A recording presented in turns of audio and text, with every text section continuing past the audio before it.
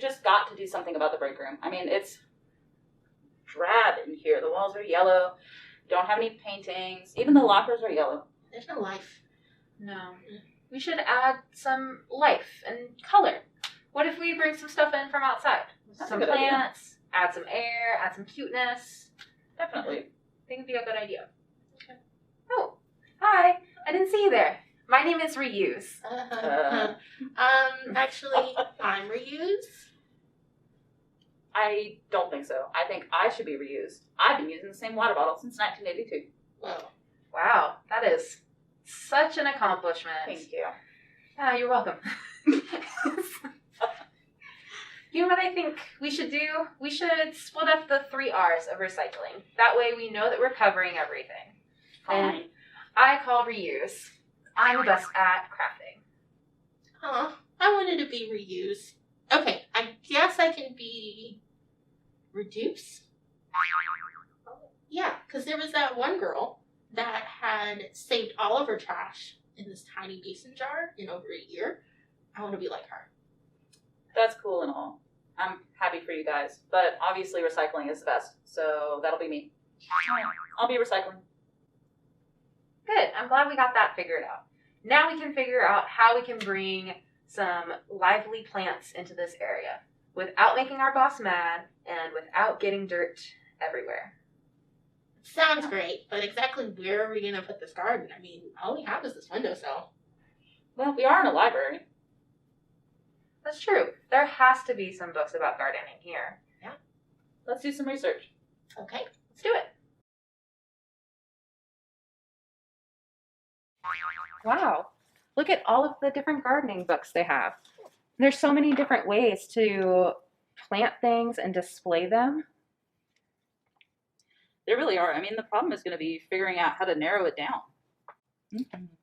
Why don't we ask an expert on small space gardening to help us decide? That's a good idea. And I know just the person. Welcome to Growing Food in Small Spaces.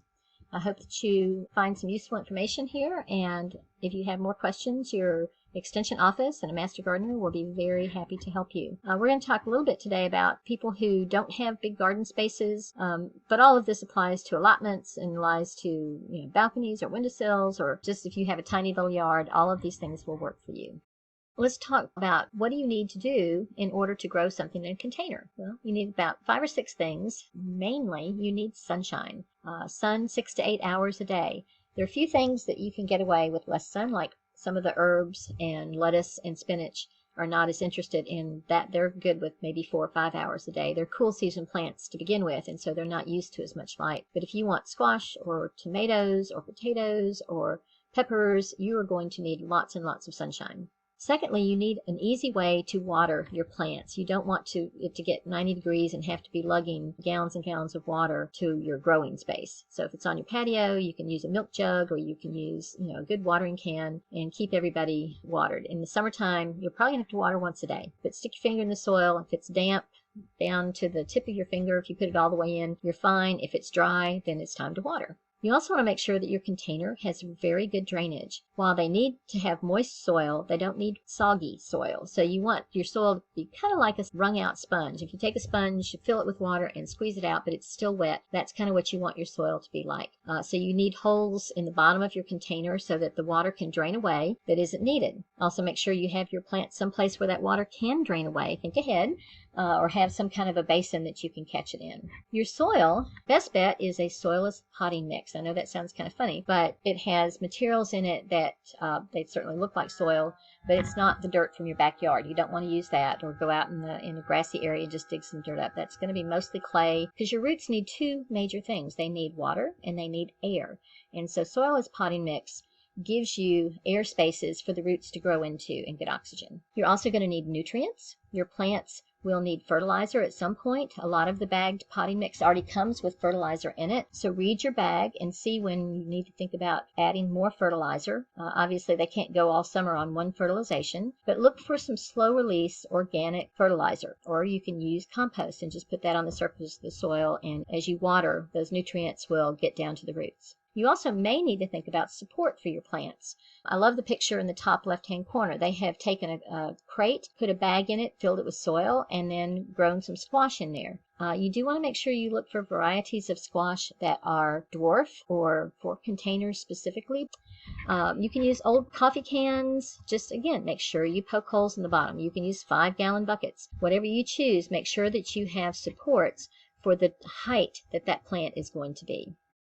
When you're looking at your potting mix, there are all sorts of brands out there. The brand doesn't really matter. Look and see that has moisture control is fine, that has material in it that absorbs water and holds onto it for a longer period of time without drowning the roots. A lot of them come with fertilizers, as we said, so look carefully. Again, you want consistently moist soil. Put your money in good quality potting mix, and you can use it again the next year. Just mix it with some compost and you can use it again.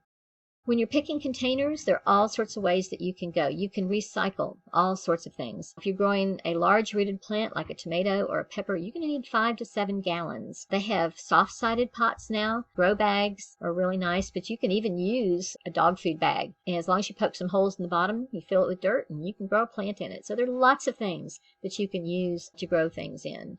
Just think about the size of the plant as it grows. How big is it going to get? Do a little research. Read your seed packet if you're growing from seeds, and see what they need.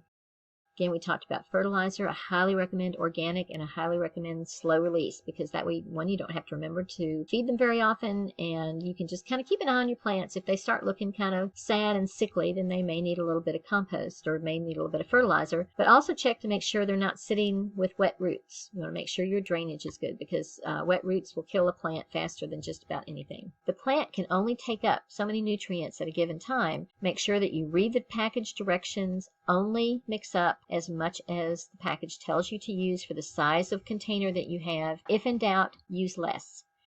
One of the things I enjoy doing is starting a lot of my plants from seed. Seed packets are really inexpensive. You can get lots of varieties that you can't find pre-grown at the big box stores or at Growers Outlet or at a nursery. But, you may not have space to start seeds. If you do start your own seeds, again, there's lots of containers that you can use. You can use an old egg carton. You can use orange juice box and cut it in half. You can use whatever you have, as long as it has good drainage, and you can put some potting, really seed starting mix is kind of the best plan, but you can use a mix of potting soil, whatever. And your main thing is your seeds need to stay moist, and they need lots of bright light to grow and be healthy. Don't overplant, because you're only going to have space for so many. Remember, you're on a patio or a balcony or in an allotment space. So, choose wisely. Sow what you need, and don't do excess. Again, talking about support, the metal tomato cages that they sell are actually better for pepper plants than for tomato plants, because they just never are tall enough for the height that tomatoes want to grow. Of course, you can choose what are called patio tomatoes, which stay stocky and have a thicker stem, and then those cages would be perfect for that. But if you're going to get one of the indeterminate types that create lots of vines, you want some kind of a cage around it, or you want poles around it that you can tie the vines to the poles. One thing is with tomatoes is it's easy to prune them to keep them in shape. If you have branches that are kind of growing off to the side and trying to take off cross country, you can cut those back and contain them, and that's okay. You want to have some kind of a trellis if you're going to grow things like cucumbers or pumpkins or anything like that. Of course, if you grow big pumpkins, you're going to need a sling of some sort to support the weight of that pumpkin, or it's going to pull that whole vine down off the trellis. You live in a small space. These are a great thing to plant in if you have a balcony or whatever, because it gives you a pretty good soil mass without a whole lot of space. And you can get them at places like Ace Hardware and stuff like that. The big thing is you have to poke holes in the bottom, so it probably takes a nail and a hammer. And if you want to set them on the ground, you want to set them on a couple of rocks so that they have a place to drain to. If you put them flat on the ground, they may hold a lot of water. So we have put in a lavender, which will get about this big. And this is a mustard. Isn't that pretty? And this is sorrel, all of which you can pick the leaves, put them in your salads.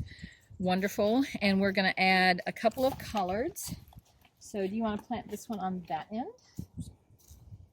Make a little hole and stick him down there. There's one for you. And I'm going to put one on the other end. We're kind of making a salad bowl here. An oversized salad bowl. Exactly. And we have this is a little red leaf lettuce, which is really sweet. It's a seedling. And we're going to stick it in here. And again, as it grows, you'll be able to cut the leaves and it'll keep putting new leaves out for a little while. And these are a flower. This is calendula, and it makes a really pretty yellow flower. I'm going to pull him out of there. Oops, And they're edible. And you can pick them and put them in your salad. So we're going to have some yellow flowers in here. You want to put this one in the back there? Kind of tuck him in. And let's put another one in the front because that one looks kind of puny. He doesn't look very happy. I think he wants to be in a pot. Somebody fell out. Okay, so at this point, we have lettuces, we have some herbs, we have collards, and we have calendula. And that's going to be fairly full. And so we're going to leave that outside because they tolerate frost really well. And we're done.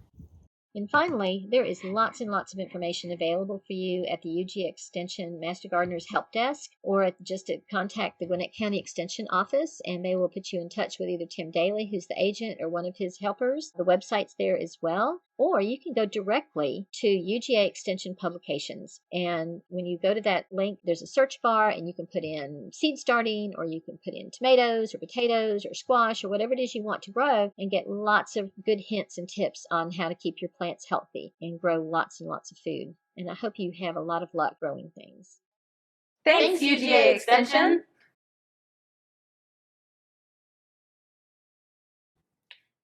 How about we reduce, reuse, and recycle? So we can reduce the amount of dirt that we need. Yeah, we can do that by reusing like old water bottles to plant as pots. Not my water bottle.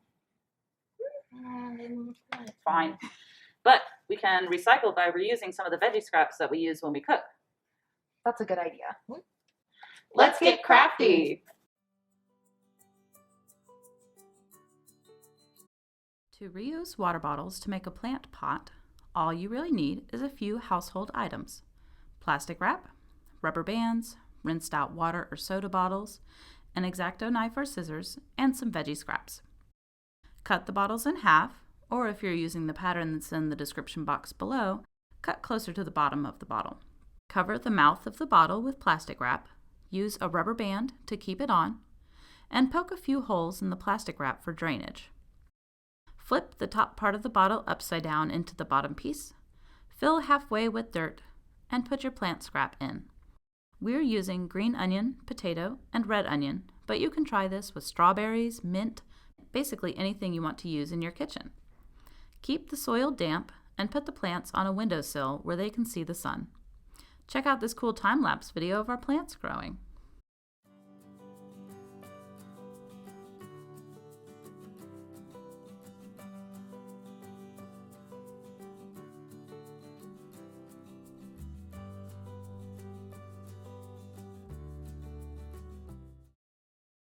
You can use popsicle sticks to make labels for your plants. Pallets are an easy and cheap way to keep your plants organized.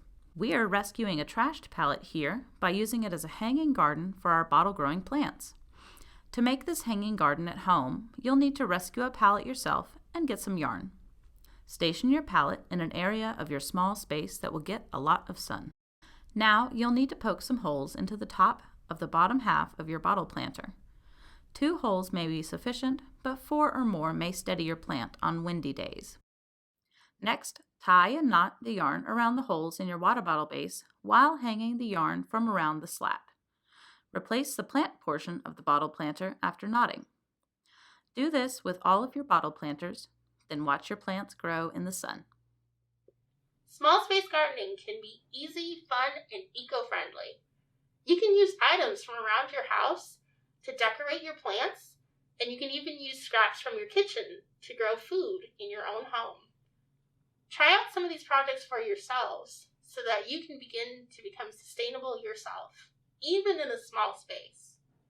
You can use the resources that you find from the library website and ask a librarian for help if you need it. Thanks for watching.